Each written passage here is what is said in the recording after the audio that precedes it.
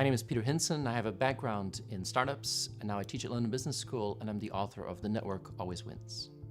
CIOs could play a huge role in getting companies to realize what the potential of technology could be. I've been going with CIOs to Silicon Valley for years, and it was sometimes a little bit frustrating because you'd spend a whole week in Silicon Valley with really interesting people, and you ask them at the end of the week, was it, they say, oh, it was great, huh?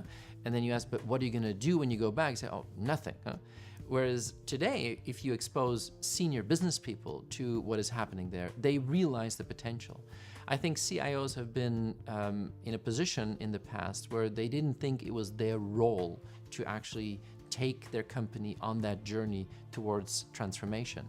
I think this is the time to really do that, because if we want to make sure that the role of the CIO is more than it is today, that we can reinvent ourselves as CIOs, I think it's crucial. CIOs today should take the opportunity that disruption is a reality. Technology used to be nice. Technology used to be about making things a little bit better and a little bit more efficient. Technology stopped being nice. Technology is now a little nasty. It's disruptive. It's changing business models, our consumer markets, our organizations. And CIOs are in a unique position because they uniquely understand what is at stake. They understand what is the possibilities, the realities, but I think they should really help their business counterparts, help management teams and boards understand what could happen if they don't take technology seriously.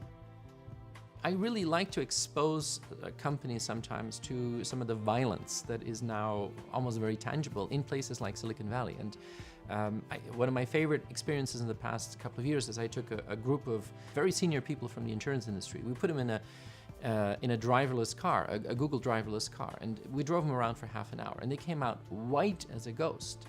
Not because of the driving was actually flawless and perfect, but they make a lot of money on car insurance, and they came out thinking, damn, this is really going to transform our business. And I think this is something where many executives don't fully realize how impactful that could be. Certainly because some of these players are using different rules, and they don't, they're not concerned with the legacy of the past. They're not concerned with also some of the regulatory issues that might be the focus of companies today. I think it's really important for companies today to spend enough time on those disruptive models. It's of course so easy in companies to talk about today and tomorrow and about next year's budget. And I think companies should learn this day after tomorrow thinking, where at least part of what they do is spend on fundamentally rethinking how their world could be disrupted, how digital could really transform their business.